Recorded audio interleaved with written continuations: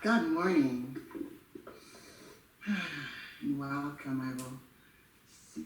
There we go. Can you see me now? Yes. Good morning. Just want to welcome everyone into the room. Just take a moment just to breathe deeply. Taking 3 deep breaths.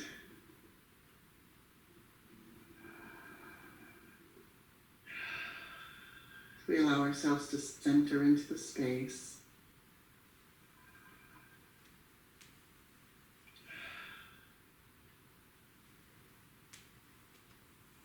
This morning's reading is taken from 365, Science of Mind, A Year of Daily Wisdom from Ernest Holmes. His reading is specifically taken from November 22nd, and it is entitled Joy. Sorrow is turned into joy before him. Thou hast put gladness in my heart. Thou hast turned me from my mourning into dancing. Thou hast put off my sackcloth and girded me with gladness. This is taken partially from the book of Job, chapter 41, verse 22, and from the book of Psalms, chapter 4 through 7, verses 30 through and 11. We cannot conceive of the spirit as being sad or depressed. There is ever a song at the center of everything. This song is reflected in all nature, turning mourning into dancing. To put off sackcloth means the turning of the personality to a complete reliance upon the divine. To be girded with gladness means to cover ourselves with the threefold nature of God. This is a symbol of divine protection. Turning the mind to God and recognizing the omnipresence of love causes us to rejoice, as we recognize that in pure spirit we live, move, and have our being. Today, I deliberately turn from everything that depresses and sing a song of praise, of gratitude, and of joy. I am going forth to meet joy, singing the song of the triumph of spirit over all apparent negation. We are to rejoice evermore. There is no sadness in the spirit. It is happy and free, for it knows neither depression nor confusion, and we belong to it, are in and of it. Signs of Mind, page 496. So as we go into the silence, I invite you to contemplate the very knowingness that you are having your beingness, living and moving in the power and the presence of the divine. That there is actually no place where you can be that God is not. And as you lean into this awareness, I invite you to reflect upon the idea that you turn deliberately away from everything that depresses and turn yourself with intention actively to a song of praise. And as you contemplate this, I invite you to listen as if you have never meditated before. I invite you to sit in the silence and experience it as if this is the very first time that you've ever sat and listened.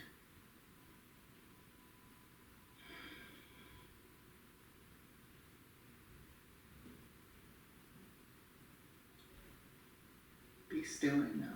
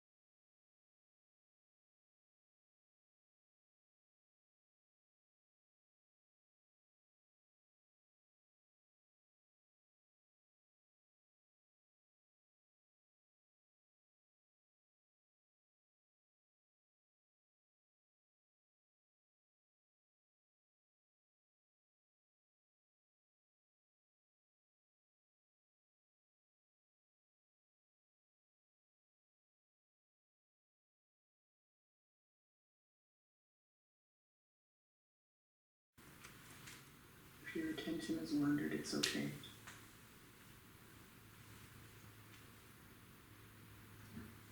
Simply breathe deeply and focus on the breath.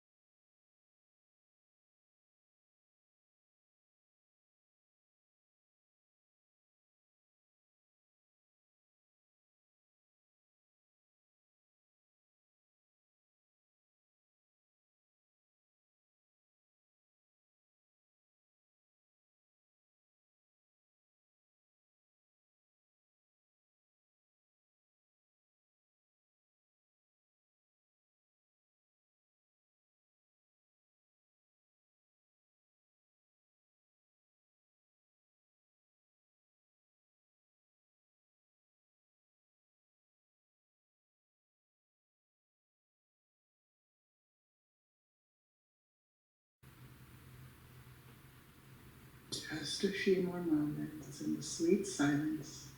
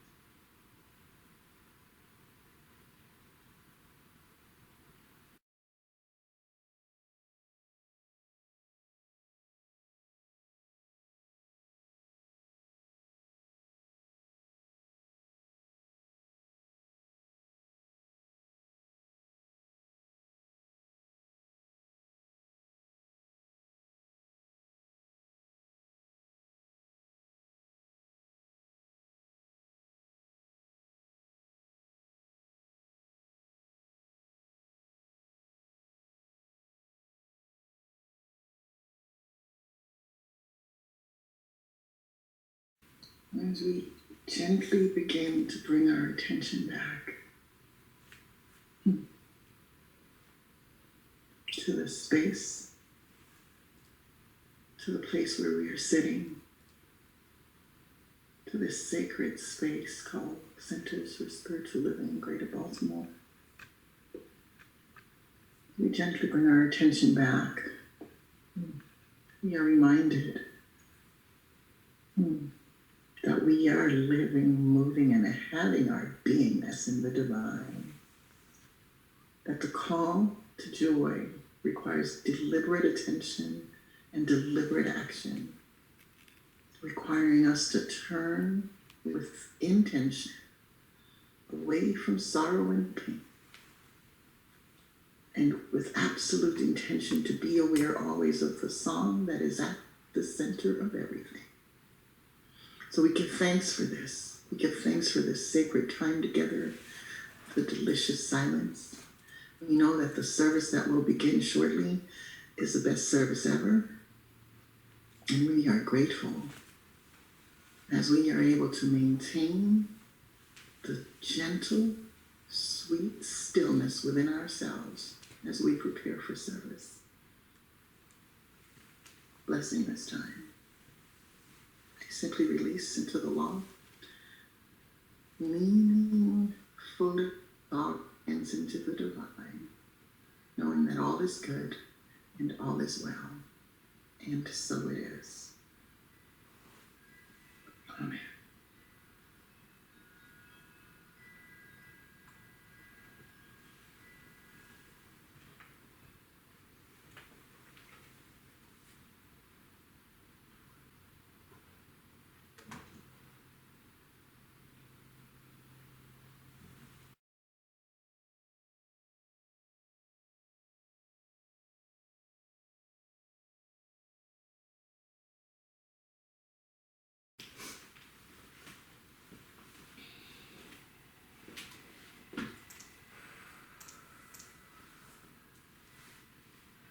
Good morning. Good morning. You awake now? After the meditation and the pre-service meditation and the pre-service music, you was down and relaxed and whoo. Now it's time for me to wake you up. Woo! Wake you up. All right, that's enough. Because Reverend Ray about to fall out the chair. All right. Y'all know, those of you who have children or nieces or young folks who you've ever been around, when you're doing absolutely nothing and they don't bother you, and then the moment you start doing something, get on the phone or start talking to someone, then all of a sudden they got all those kind of questions. Well, something similar to that happens on Sundays with Reverend Ray. He likes to make noise at the wrong times, and I give him a look. Like, really? Anyway, let's move on with service. So, welcome to the Center for Spiritual Living, Greater Baltimore's virtual service. I am Tracy Rhymes, your host. Our senior minister, Reverend Dr. Raymond Anderson, is our speaker for today. Our musician, who you just got a taste of, is Robert Hitz. Serving as practitioner who led the pre-service meditation is Diane Stewart Hamlin. Our sign language interpreters assisting with making this service open, inviting, and accessible to the deaf community are Rainica Permaletta and Sonia Chavis. Working behind the scenes, holding things down is Frank. To all of you, thank you for your service. Even you, Reverend Dr. Ray, thank you for serving today. Our opening prayer will be led by Diane Stewart Hamlin. And before Diane grounds us in prayer, let me share some things about her. Diane M. Stewart Hamlin, ALSP, RSCP, is a motivational speaker, author, licensed spiritual counselor, and life strategist. Diane has dedicated her life to teaching others to live holy and fully. Diane has a breadth of experiences and training that enhances the way that she works with individuals and groups. Diane holds a Juris Doctor and Master of Business Administration degree. As a spiritual counselor, Diane is licensed by Agape International Spiritual Center and Centers for Spiritual Living. She is currently a ministerial student at the Michael Bernard Beckwith School of Ministry at Agape University. With more than 15 years of experience working in the human potential movement, Diane supports individuals and organizations to create breakthroughs and paradigm shifts to become grounded in principles that afford them the ability to accomplish their greater yet to be. Diane offers a wide range of tools and skills that help you to tap into your greatness and live life fully. Thank you, Diane. Wow, Tracy, that's the best reading ever.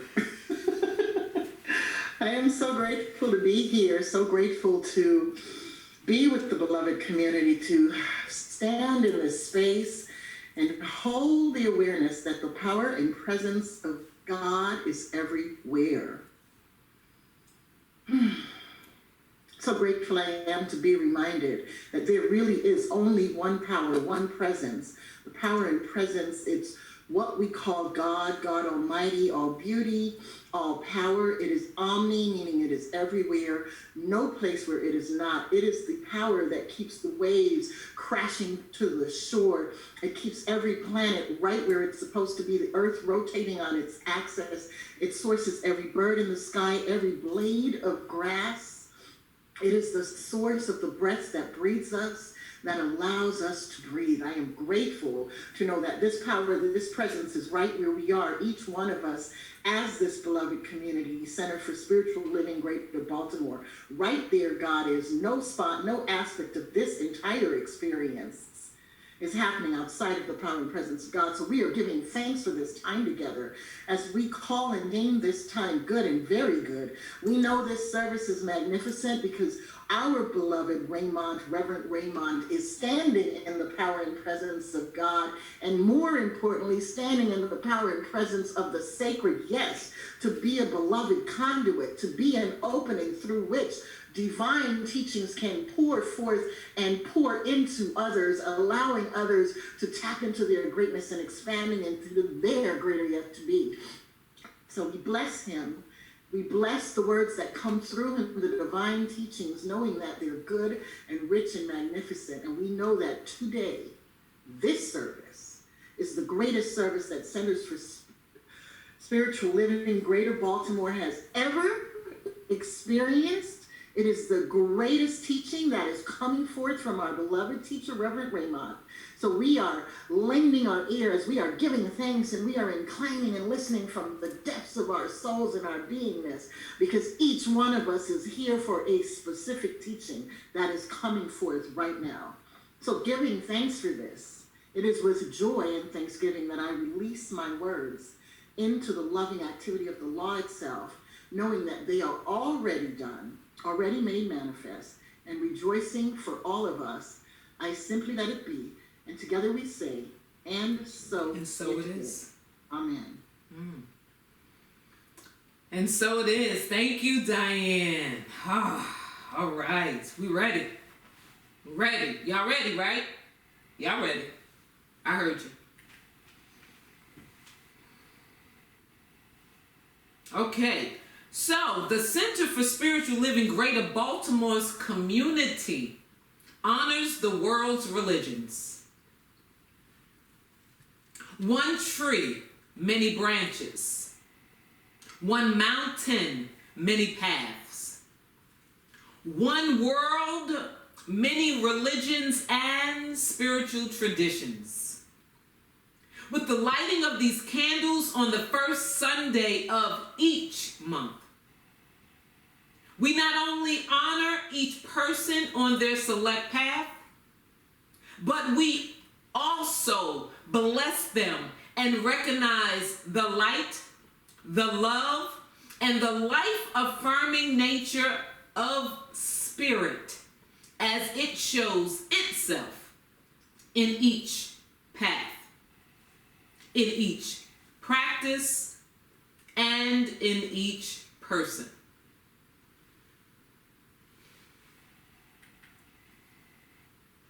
I have a few announcements for you. We currently have 2 weekly ongoing ways to study, learn, and discuss.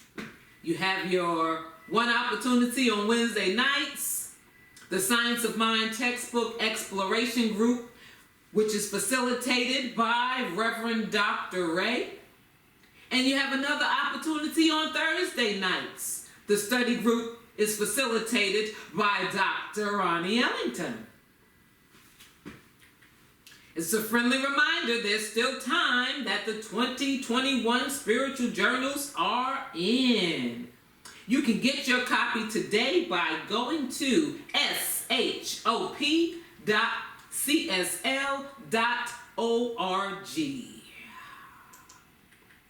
Membership! If you are interested in becoming a member of CSL Greater Baltimore or renewing your current membership at CSL Greater Baltimore, the Discovery class is available online. Contact us at info@cslgreaterbaltimore.org for more information. Sign up for the CSLGB newsletter, where you get all that good information, stuff that we don't discuss on Sundays, or maybe not announce on Sundays, let me say it that way. You do that at www.cslgreaterbaltimore.org for more information. Come on and subscribe to the CSLGB's YouTube page and follow us on Facebook and Instagram. Get all that good stuff. You visit www.CSL Greater Baltimore and the CSLGB Facebook page to get more news and information. All right. For those of you who joined us for the first time, on the count of 3, we say prayer works. And for those of you who know what we do, on 3, prayer works. Are you ready? 1, 2, 3. Prayer works. That's right. That's right. Y'all doing good. Woo, woo. All right. We, as a community, continue to treat and move our feet, knowing the truth for everyone around the planet. Practitioners are available after today's service for one-on-one prayer, and prayer requests can be sent at any time. That's at any time to info@cslgreaterbaltimore.org. All right, them practitioners, they ready for you. All right, so our guest musician is Robert Hitz. If you were online after meditation, you heard some of his awesomeness. Classically trained, Robert's music touches the soul and creates the broad spectrum of emotions which fill our hearts with joy, love, and life. It takes one to a deeper understanding of our relationship to the magnificent creative source behind all creation. That's just a snippet, a small snippet of Robert's bio. Visit his website, ROBERTHITZ.com, to learn about the amazing things he has done and is doing. I give you Robert Hitz.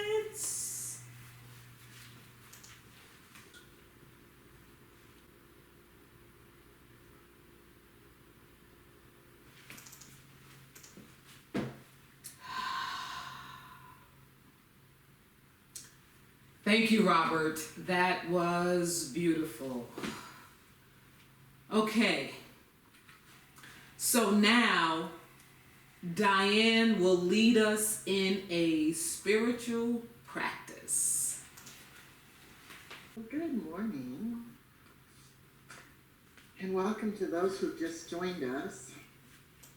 Today I'm reading, before I picked this reading, I looked at Reverend Raymond's topic, and then I sat in silence to be guided to what reading. And I remembered this little old book that I have on my shelf. It's called Words That Heal Today by Ernest Holmes. And so I went and picked it up and opened it, and it just landed on chapter 10. So my reading today is coming from that book. I will type it in the comments after I read so that anyone who wants to get the book, I'm not even sure if it's still in print or not, but the reading is it's from chapter 10. It's called The Great Example. And so what I'm going to do is I'm going to read this, and then I'm going to ask us just to be still and just breathe and allow the words to wash over us as I'm reading them. Just let them wash over you. The practice that we are doing today is called sacred listening. So what I want you to do is to put your feet on the ground flat, get comfortable where you are, and really allow yourself to hear the words and to let them wash over you as you gently breathe. Notice any sensations, but don't attach to them. Notice how you may or may not respond to the words or react to them. Just notice. This is your time for sacred listening. The chapter 10, it's called The Great Example. Verily, I say unto you, the Son can do nothing of himself, but the Father loveth the Son, and hath given him authority, and showeth him all things that himself doeth, and as the Father raiseth up the dead and quickeneth them, even so the Son quickeneth whom he will. In these sentences, Jesus announces one of the greatest of all spiritual truths. The living Spirit is incarnated in every man's soul. The entire nature of the divine being is bequeathed to us. There is a law of spiritual authority which is at our command. Let me read that again. The living Spirit is incarnated in every man's soul. The entire nature of the divine being is bequeathed to us. There is a law of spiritual authority which is at our command. Yet the Supreme Master was careful to say that we are not God, even though we are of like nature with God. The Son can do nothing for himself while he remains separated from the source of his being. But when he turns his whole thought and attention to the divine, the life of God pouring being endowed with creativeness. Thus, what the Son sees the Father do, the Son does also.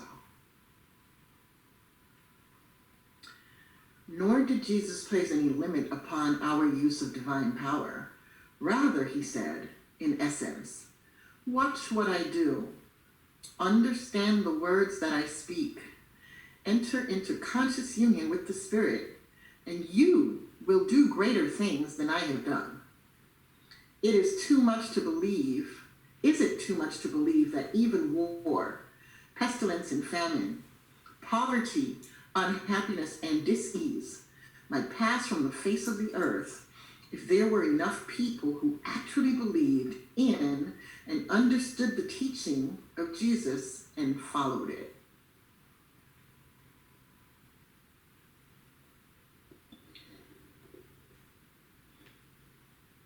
So I invite you just to be still for a moment and allow that to wash over you.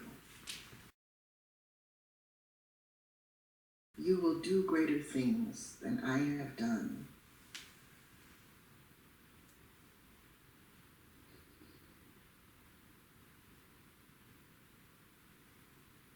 When he turns his whole thought and attention to the divine, the life of God pouring through his being endows him with creativeness.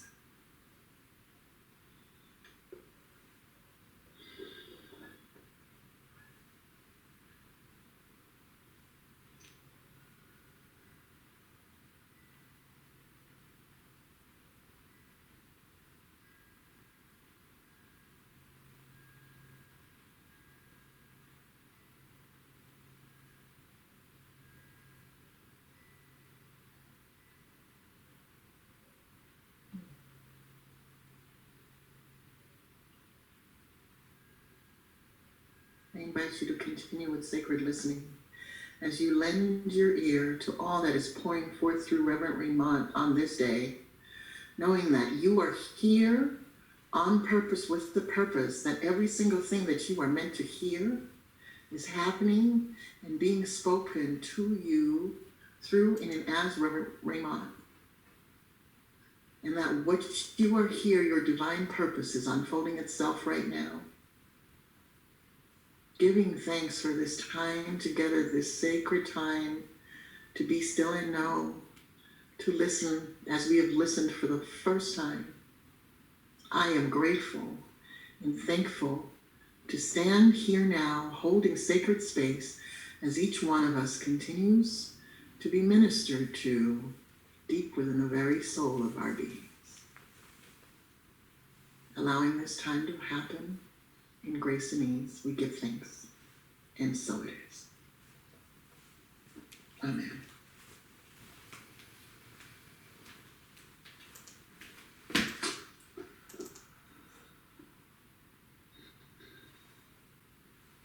Thank you, Diane. All righty. Are you ready?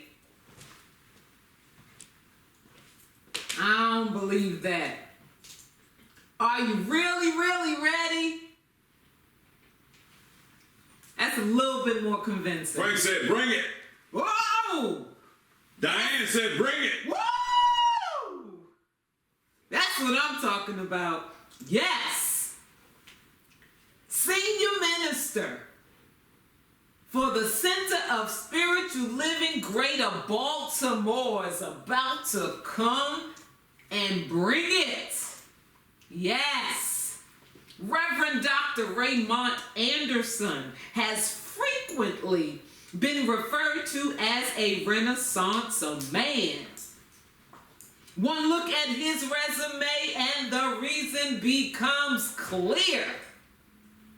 As a lifelong learner with a passion for self-development, personal transformation, transmutation, and self-awakening, he lives his bliss as a teacher, mentor, speaker, minister, and so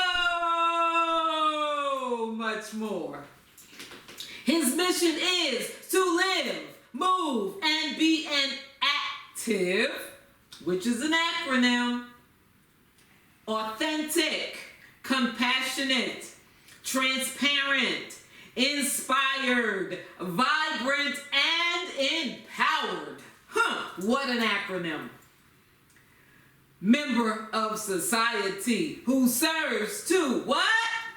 Educate, elucidate, emancipate, awaken, and empower people and communities. Yo, Revy Rev, I gotta say it for Minister Mo. Revy Rev, come do what you do. Come drop that science and bring it. Let us simply pray for Tracy at this moment. Whoa, pray for her. Wow.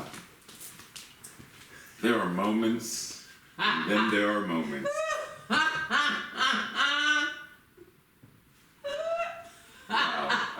Hold on. Wow.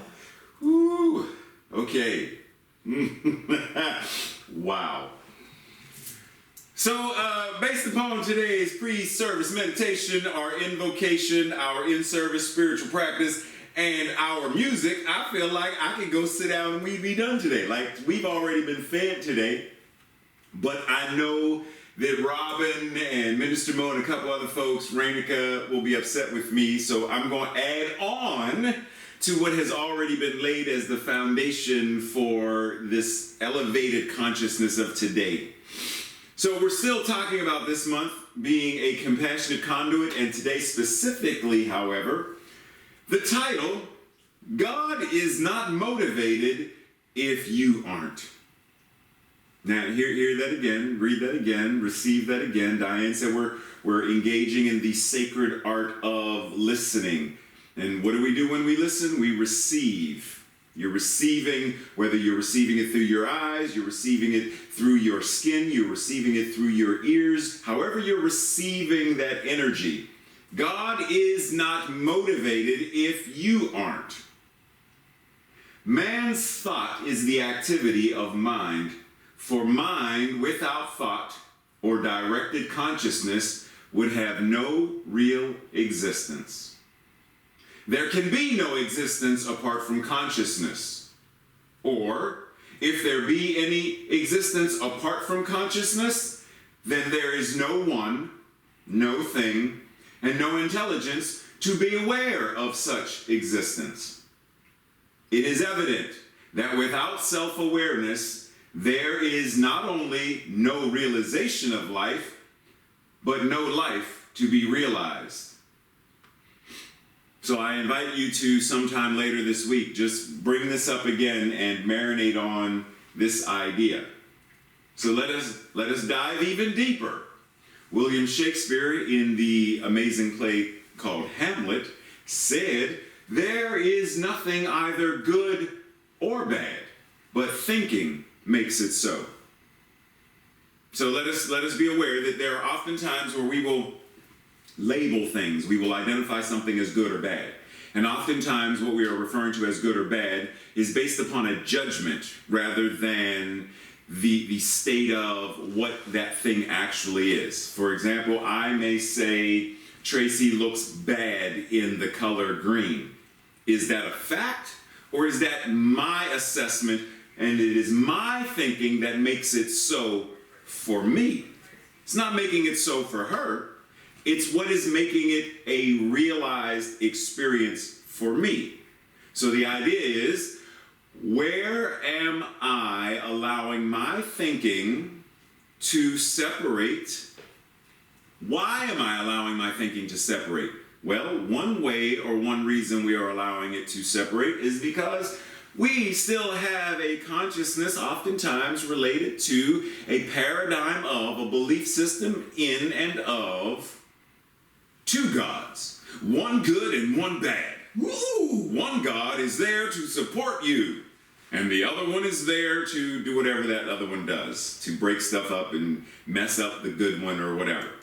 Now, the main reason, and we don't specifically, reference this idea in our philosophy, but what we do is we will reference this idea of a cosmic 2x4. And we will say things like, well, Spirit must want me to apply for this other job. Spirit must want me to tell this person we can no longer date. Spirit must want that. As though there is some spirit apart from who and what we are. Like there is a spirit that is saying, what is Tracy doing right now? I don't want you to do that, Tracy. Put that down. Cosmic 2x4. So the cosmic, Tracy's laughing at me right now. So the cosmic 2x4 is this thing that says, do something else. Well, that's anthropomorphism. There's still a separate spirit that is guiding us as though we are being guided by God, being guided, whatever. The universe is testing me. And I understand why we say it, but keep in mind, if the universe is testing you, then there's you and the universe as two separate things, and the universe is testing you. But why would the universe need to test itself as you? Why would Diane mention Yeshua? Why would Yeshua, Jesus, need to be tested by God when he was the incarnation of the divine? Why would the divine need to test itself? There is evolving of consciousness. And in this evolving of consciousness, there is no need to be tested. But the reason we're tested is because we feel that we're being tested. There is neither good nor bad, but our thinking makes it so. There is neither being tested but it is our thinking that we're being tested that is making us be tested. Source keeps whacking me with that cosmic 2x4, and one of these days I'm going to get it right. So let's agree today that we are no longer going to buy into this idea of the cosmic 2x4 or this anthropomorphic idea that there is some God, deity, spirit, force, source, universe outside of ourselves that is playing a game of cosmic chess, moving us around a chessboard, and when we are not doing what it wants us to do, it punishes us. Getting hit in the head with a cosmic 2x4, it didn't say God hit me with a feather. God tickled me. The universe tickled me and made me, we said, hit with. I've been hit with a 2x4 before. It is not a pleasant experience to be struck. That's punishment. So, let's agree to let that idea go. Let's let go of this anthropomorphic theology or ideology and recognize that in the grand scheme of what spirit is, what God is neutral. Now let us, because I hear you. Keep in mind that neutral does not mean that God is inactive. It does not mean uninvested, and it does not mean void of energy. In the same way that you have an electron, which is a negatively charged particle, you have a proton, which is a positively charged, and you have a neutron, which is neutral. But the neutron is not inactive, it's not uninvested, and it's not void of an energy power. So let's keep in mind, we're not saying that God is not any of this. Keep that in mind. Neutral is an actively balanced state of active, creative activity. Keep that in mind. So when we say that God is not invested, God does not care if Ray gets a job as a garbage man, as a janitor, as president of the United States, as the senior minister of CSL Greater Baltimore, as a milkman, etc. God does not care about that. As long as this individualized form is doing what it is doing, expanding consciousness, then that which is God, what did Diane say? The entirety of is bequeathed to us. So if I'm a milkman, it's still bequeathed to me. If I'm a president of the United States, it's still bequeathed to me if I am receptive of it. Diane, she didn't say it today, but I know because I've heard her say it a couple of times, referencing when you go to Source, imagining Source to be the great expanse of all water. Do you go with a thimble? Do you go with a bucket? Do you go with a tub? Or do you go and dive on into the expanse of the ocean and be immersed in it and wet by it? Like, how much are you willing to allow the bequeathness? I don't know if that's a word. It's a word today. Do you let the bequeathness, I'd love to see Grainica interpret that. Do you let the bequeathness, the fullness of it, move through you and in you and as you? Spirit, God, is an actively balanced state of active, creative activity. The creative impulse of creation is always in, through, and as who and what we are. How many times have you heard me say a battery, let's pause. A battery is not invested. A battery says, I'm going to work in a Walkman. I don't even know if they still exist, but I'm going to work in it. No. I'm going to work in a watch. I'm going to work in a laptop. I'm going to work in a telephone. A battery simply works. It is there to do what it does. It involves both the positive and negative charge. It is a balanced charge of power. The yin and yang is creative activity, always circling, cycling, and moving. So once again, the idea is, how engaged are we in this? Or, to quote today's title, how motivated are we to allow this gift, this divine inheritance that we've been bequeathed? That's that's my word for the day. Bequeath. It's just because I like the way that word sounds. As soon as Diane said that word, I was like, ooh, I love that word, bequeath. I hereby bequeath unto, sorry. Anyhow, so today, God is not motivated. Tracy's laughing at me right now. She always laughing at me. She's motivated to laugh at me. God is not motivated if you aren't motivated. But do we know what it means to have motivation? To motivate, or what is our motive? Motivation. I'm only going with the yellow. Inducement to action. Inner or social stimulus for an action. Motivate. To stimulate toward action. Act as the inciting cause of. Motive. There's a lot of this one. There's a lot. Motive. Literally moving. Moving. Impelling. A moving. Motion. To move. You get a lot of moving here. That which inwardly moves a person to behave a certain way. Mental state or force which induces an action of volition. We know volition is movement. Having control of motion, causing motion, having power to move someone or something, moving, impelling, and to move. Move. So God is not moving if we aren't moving. Ooh. Ooh. God is not going to move if we are not in movement.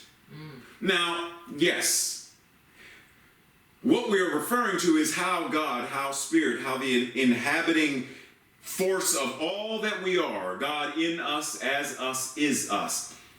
How is it living, moving, and having its beingness in this experience, in this incarnating form?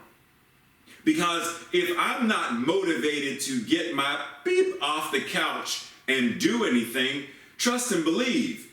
Diane already said it. The power that is it has every planet exactly where it needs to be. Every blade of grass, every grain of sand, every ocean wave, every bird, every duck, every apple, all of it. It is moving, whether I move or not. We are talking about how am I allowing the creative process to move in, through, and as me. How am I allowing Spirit, God, the universe, the one mind, to be an active and conscious presence, presenting itself in my thoughts, in my words, in my feelings, and in my actions? Because the planets are going to still do what the planets do. The orbit is still going to do what it does, whether I sit and suck my thumb or twiddle my thumbs or navel gaze. So what we're talking about is, how are we engaging? How are we choosing to move and be moved? Ernest Holmes says, the science of mind, the responsibility of setting the law into motion is ours. Ooh. Yeah. Ooh. Yeah. Toe stomper. It's ours. What'd you say? Toe stomper. Toe stomper. We should sense that back of the word which we speak is the power of the universe. So remember when Diane mentioned this authority, and God, the Father, gave the Son, gave Yeshua the authority. We must speak with that same power, the same authority of the universe, surging to express itself. See, if we're not going to speak as one having authority, I mean, think about this for a second. Several of you are parents, or you have some young folks in your life. It could be a younger brother, sister, somebody.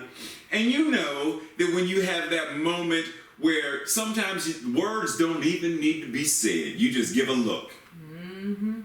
And that look, a picture is worth 1,000 words. But we know if you don't give that look with authority, then whoever that young person is, that son, daughter, child, that person is going to look at you like, what? Psh, it's my phone. But there's no authority. But if you have authority, then that look is all you need, because that look carries the words of, I dare you to touch your phone. Mm-hmm. No words were even spoken, but the look is, do it, I dare you. And they're like, I wasn't going to touch my phone. No, that's fine. I'm just making sure. No, I wanted. Right? How do we approach life with the same authority? When we go to our bank account, do we go to our bank account with the authority that says, I know that my cup runneth over to such a degree that the expanse, I don't even think about the cup, because I'm thinking about the expansiveness of the infinite influx, the infinite inflow, the divine flow of all that Spirit is, as I sign this check, as I click send on Venmo. Do we approach our health when we go to the doctor or a dentist? Do we approach that with authority, declaring, I know that I am healthy, whole, and complete, no matter what the numbers on blood pressure say? That is simply the experience of today. No matter what the scale says, that's the experience and the number of today. I am declaring, because I know that I have divine authority to speak a thing that is not as though it were and make it so. Do I speak with authority? Do I think with authority? Do I feel the authority? And do I move and have my beingness with that same authority? Because if we don't, then we're creating from a place of inauthority. We're creating and living from a place of subservience. And what are we going to serve? If we're unmotivated and we are simply twiddling our thumbs and navel gazing, then we are subservient to the mass consciousness. We are subservient to the dominant vibration of the mass, the collective. And we know that that consciousness is anthropomorphism, separation, othering, xenophobia, racism, sexism, etc. So if we are not going to stand in the authority and speak from it and move from it, then we are now subservient to this other consciousness. Keep that in mind. What am I motivated to be, do, have, and experience? Great question. What am I motivated to be, do, have, and experience physically, intellectually, spiritually, financially, etc.? What am I motivated to be individually? What am I motivated to do individually? What am I motivated to have relationally? What am I motivated to be socially, to have socially, to be collectively? What am I motivated to be, do, and have in this variety of areas? And once I have that, then the question is, well, who and what do I need to become in order to demonstrate it? It's not just about identifying it, it's about becoming it. If you are going to have the divine authority to heal, then be a healer. If you are going to have or be someone who lives, moves, and has their beingness as a teacher, then be a teacher. Don't downplay. Well, yeah, I've taught a couple of classes, and but I'm not really a teacher, or I'm not really a minister, or I'm not really I'm just a. Why? If you are going to teach, then teach. What did Reverend Dr. Martin Luther King Jr. say? If you are going to sweep streets, then sweep streets to the degree of mastery and majesty that Michelangelo painted the Sistine Chapel. Name it, claim it, and be it. Have the authority to be, do, and have in your experience whatever it is you are claiming, because once again, if you are not motivated, if I am not motivated, then that which is the divine impulse of creation cannot move, cannot be. It is not going to force and say, darn it, Ray, I want you to be, and you're saying no. Okay, this ain't the story of Jonah. There is no God that's going to be like, yo, Ray, oh, you don't, oh, that's what we playing today? Ha, hey, yo, he think he going to get away from me. Swallowed by a fish. It's not that anthropomorphic God. It's not that concept. God is being, doing, and having, experiencing, moving as my mind moves. The one mind, as my emotions move, as my words move, as my hands and my feet treat and move accordingly. So the question is, are we willing to just do it? Are we willing to step out there and be what we are motivated to be? So as you know, anyone who knows me, I love watching films and television and plays and all kind of things and finding some metaphysical nuggets in there. So...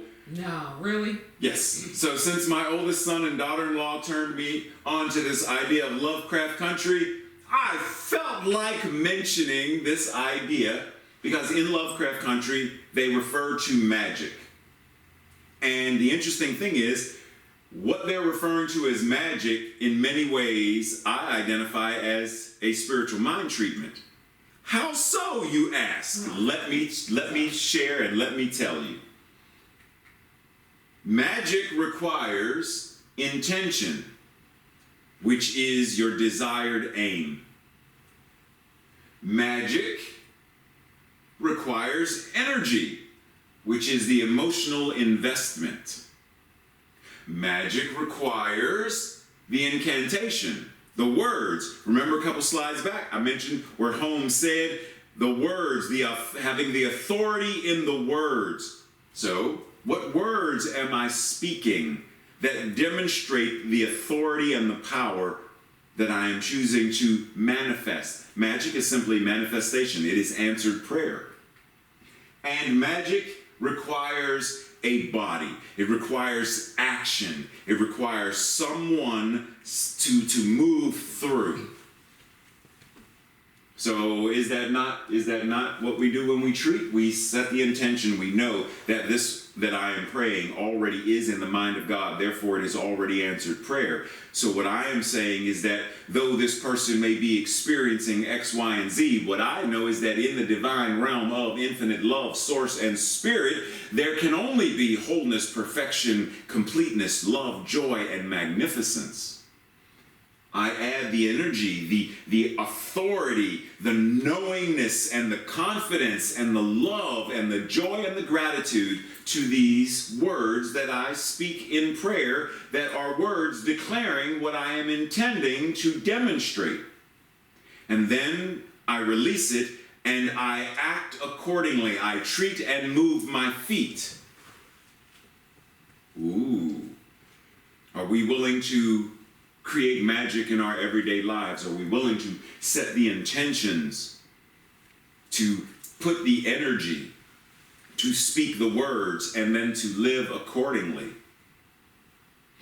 Ernest Holmes also says, since the law is mental, one must believe in it in order to...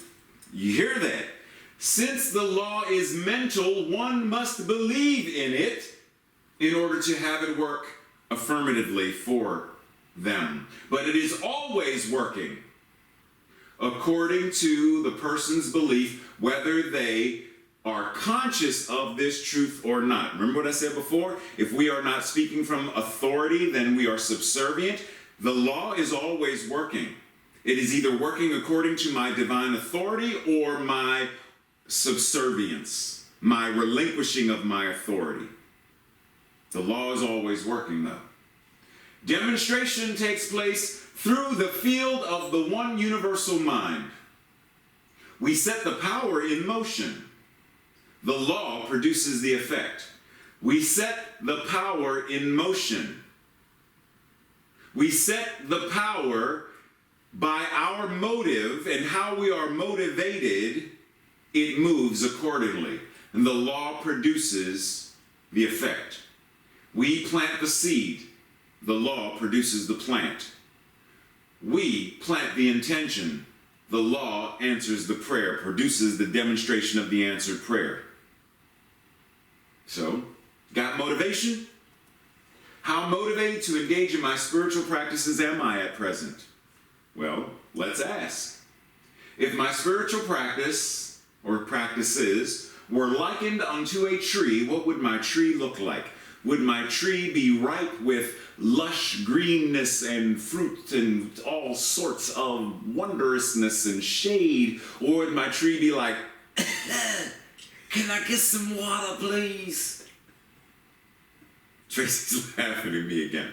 But seriously, would our tree be like, dude, it's a little parched? Or would our tree be like, oh, I'm green. Oh, I'm green. I'm green and I'm full of fruit today. Like, what would our tree look like? Are our spiritual practices reaping what we want them to reap? If they are not, then are we not encouraged to upgrade our spiritual practices? If I am not finding that meditation is doing what I want my meditation to do, then does it not behoove me, benefit me to reassess what's going on with my meditation? Am I meditating in some manner that is counterproductive? Am I praying in some way that is counterproductive? Remember, there's a scripture that says, you have not because you pray amiss. You don't have what you are desiring because your intention, your motivation, you're moving in the opposite direction. That's why you don't have it. You're not going to get to the supermarket if you're walking around Lowe's looking for eggs, bread, and cheese. It doesn't work that way. And trust and believe, if you find eggs, bread, and cheese in Lowe's, don't eat it. Don't eat it. Because don't eat it. Somebody planted it. It's the wrong place. Socrates said, to move the world, we must first move ourselves. We must embody the power, the presence, the authority. If we want to move the world, if we want to heal the world, we must first heal ourselves. Physician, heal thyself. If we want to awaken the world to its own divine spiritual magnificence, we must first awaken ourselves. If we want to feed the world, we have to feed ourselves. What we become is what we give. How are we stepping into that? In order to move the world, we must first move ourselves. This week's application and practice. Identify 3 things that I want to change, but feel unmotivated to change. What can I do to get the needed support that I may change it? If I don't feel motivated to change it, then chances are I'm not going to change it. But I say I want to change it. So on some level, do I really want to change it? Good question. And if I do, then am I willing to do what I need to do to get this support? Do I get a practitioner? Do I get a life coach? What do I do to get the support? Do I get a therapist? Do I join a 12-step program? What do I do to get the needed support to change what I want to change if I am truly willing to become motivated? Identify 3 things that I am, in fact, motivated to change. And then what are the actions that I can take this week to change them? This week, identify at least 2 people and have a conversation about what it means for you to treat and move your feet. What does it mean for you? What does it look like for you to be motivated? What does that look like for you? What motivates you? And what are your motives for doing what you do? Have a conversation about that. Just compare, just listen. Like Diane said, active listening, compassionate, active, and engaged listening as someone shares. Treat and move my feet means this to me. This is what motivates me. This is what it looks like to be motivated. This is how I can tell when someone is actually motivated to do what they say they're going to do. This is what inspires me. Like, just have a heart-to-heart conversation about it. And this week's declaration, affirmation, I'll read it first and then we will read it together. As I change my thoughts and beliefs, the world around me changes. My mind is the mind of God itself. Together. As I change my thoughts and beliefs, the world around me changes. My mind is the mind of God itself. And we breathe. We breathe and anchor as we prepare once again to listen with our eyes, to listen with our skin, to listen with our hearts, to listen with our full beingness as our beloved brother Robert Hitz comes back to grace us, to gift us with another wonderfully empowering, inspiring, and spiritually engaging piece of artistry and majesty and magic. Blessings.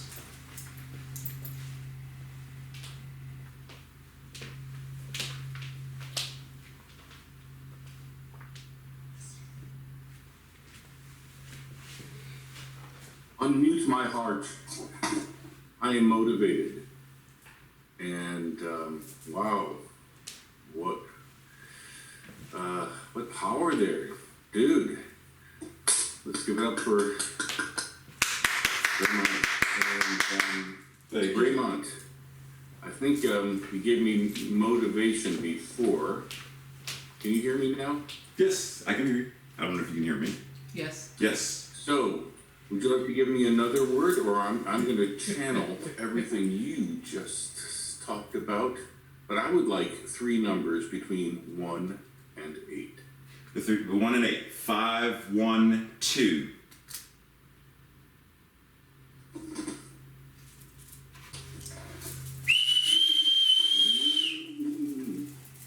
As always, yes. Wow. Motivate. Yes. Thank you, everyone. That was awesome. I forgot to record that one. But, yep. Thank you, everyone. Thank you, Robert. Thank you. Thank you so much. Always, always. So we breathe in all of that amazing, heartfelt motivation through music that Robert just gifted us with. Just simply allowing that to wash over us. So at this time of service, we are reminded that practicing the law of circulation is one way that we support our spiritual center. It supports where we are spiritually fed. It supports not only the spiritual aspect, but it supports the nuts and bolts and the daily workings of, so that we have, rent for the building and lights, etc., and moving towards what we are creating as the new home for CSL Greater Baltimore. So knowing that as we give, we are going to receive. Remember what we said? How do you change the world? By changing ourselves first. So how do we as a center affect the Greater Baltimore area? By doing it within for our own community first. And then as we do it within, then it cannot help but to happen externally. So As a reminder, and if this is your first time, the practitioners of CSL Greater Baltimore have pledged $5,000 on top of their regular monthly tithes, $5,000 by the end of 2020. And to date, it is $4,572.50. Thank you. The community matching pledge to date is $1,100. Thank you. And let us be reminded that not only was there the practitioners pledge, not only is the community matching the pledge, but there's an additional someone who said that they will match the community's matching pledge. So once again, as of right now, the community has matched $1,100. That means this person, whoever they are, is going to match $1,100. If we match $2,000, they match $2,000. They will match whatever the community matches up to $5,000. So this is an opportunity for us to have $15,000 moving in through and as the expansion of CSL Greater Baltimore. So let's triple the impact. How do you tithe? How do you offer? How do you donate? You can do so through PayPal, through text to give, and through the postal mail. If you want more information about that, you can go to our website or email any of us.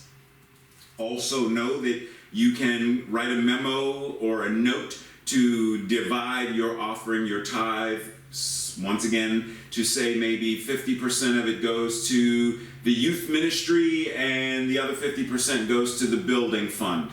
Like you can determine the emergency care fund or compassionate care fund. You can determine. So, or once again, you can simply trust that the board will use, as excellent stewards, will determine where the money, where the tithe, where the circulation is best and most appropriately used. Our declaration of prosperity. Together as a community, let us declare this. I joyfully, consciously, and gratefully participate in the law of circulation. I trust in the spiritual principle that says, pause for a second.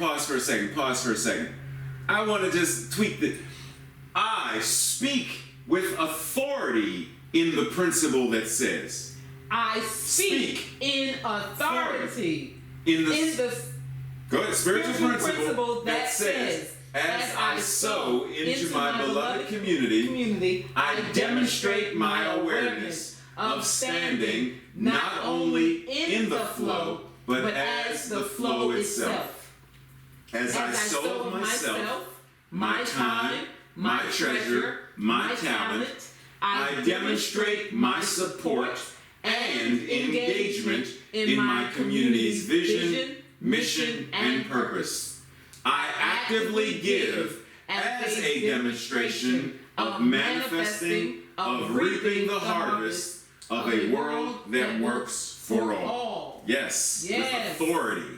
With authority. Allowing all of this greatness to be bequeathed to us, that we now are able to bequeath it to the extended community, to those siblings, brothers, and sisters who may not specifically attend our center, but we know that we are nonetheless showing up and helping them and serving them and teaching them, such as the work we do with Baltimore Station and the work we do with Edmondson Elementary School. Like, there are these and even greater ways that we know that we are here to show up as the divine made manifest, incarnating itself right here, right now, in, through, and as each and every one of us. And we breathe and allow that divine influx of authority to be in our minds, in our words, in our hearts,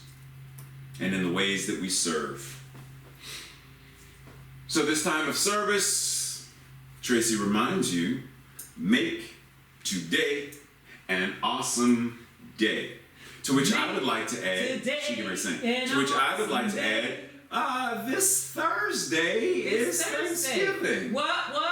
So I know that right now there is still this experience called the pandemic, Yeah. and that many people may be experiencing forms of grief because we can't congregate as families the way we once did, as friends the way we once did for Thanksgiving.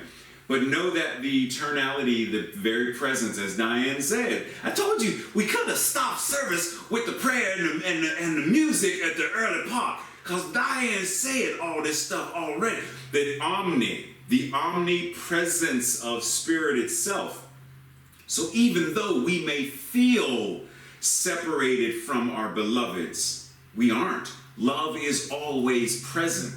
So let's simply anchor in. And if we know that we are from our overflow, giving thanks and full of thanksgiving, then let us also hold in consciousness for those who may not be or may not have the experience of being held and loved and fed. And let us anchor in such consciousness that we know that someone, somewhere, wherever anyone is in the world, that someone, somewhere is serving them, helping them, hugging them, supporting them, nurturing them.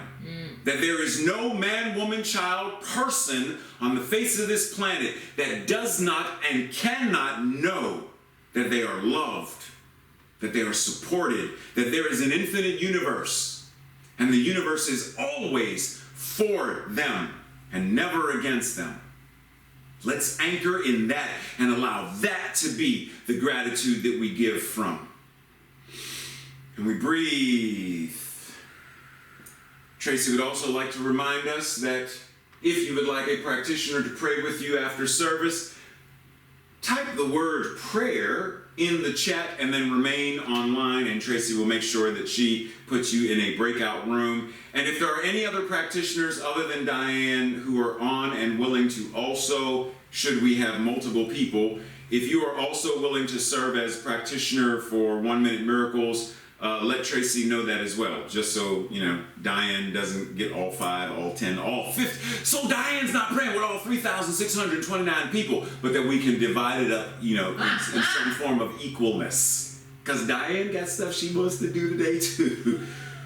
So let's simply anchor in prayer, knowing that this and so much else, so much greater, so much more is right here and right now. The divine influx as the conduit of compassion, the conduit of authority, the conduit of love, the conduit of giving thanks, the conduit of all that is spiritually magnificent, that is the universe itself, is right now showing up in, through, and as each and every one of us to do a mighty work, to awaken the world to its divine spiritual magnificence, that we recognize and experience a world that works for all. This is so, and so it is. And namaste and blessings, everyone. So it is. Much love. Namaste and blessings. Happy Thanksgiving. See you soon. Happy Thanksgiving and see you soon.